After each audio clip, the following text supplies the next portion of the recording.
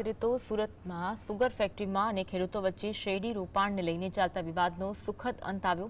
ગુજરાત રાજ્ય ખાંડ ઉદ્યોગ સંઘે પહેલીવાર ખેડૂતોના હિતમાં નિર્ણય લઈ ઓક્ટોબર મહિનામાં શેરડી રોપણ કરવાની સૂચના આપી। આ નિર્ણય નવસારી કૃષિ યુનિવર્સિટીના સંશોધનના આધારે લેવાયો, જે દક્ષિણ ગુજરાતની સહકારી સુગર મિલો માટે એક સમાન રોપણ સમય નક્કી કરે। અગાઉ દક્ષિણ ગુજરાતની સુગર મિલોમાં શેરડી રોપણનો સમય એક સમાન નહોતો। કેટલીક મિલો ઓગસ્ટના અંતમાં તો કેટલીક સપ્ટેમ્બરમાં તો કેટલીક ઓક્ટોબરમાં રોપાણ કરતી હતી। આ અસમાનતાના કારણે ખેડૂતોને પોતાના પાકનું આયોજન કરવામાં મુશ્કેલી પડતી હતી, પરંતુ હવે ખાંડ ઉદ્યોગ સંઘના આ નિર્ણયથી રોપાણનો સમય ઓક્ટોબરમાં નિશ્ચિત કરવામાં આવ્યો છે, જે ખેડૂતો માટે લાભદાયી સાબિત થશે। એના અનુસંધાનમાં ખાંડ ઉદ્યોગ સંઘની મિટિંગમાં આવનારા દિવસોમાં જે રોપાણ છે ઓક્ટોબરમાં કરવાની નક્કી કરવામાં આવ્યું છે। ખૂબ જ ધન્યવાદને પાત્ર છે।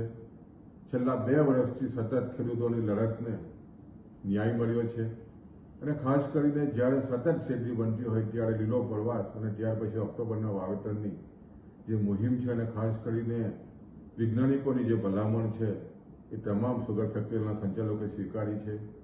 એને અમે અભિનંદન આપીએ છીએ અને આવનારા દિવસોમાં જે શેરડીનું ઉત્પાદન ઘટી રહ્યું છે એને ફરી પાછું વૈજ્ઞાનિક ધોરણ અને ખાસ કરીને પ્રાકૃતિક ખેતી સાથે જોડીને આ ઉત્પાદન વધારીએ એવી લાગણી વ્યક્ત કરું છું।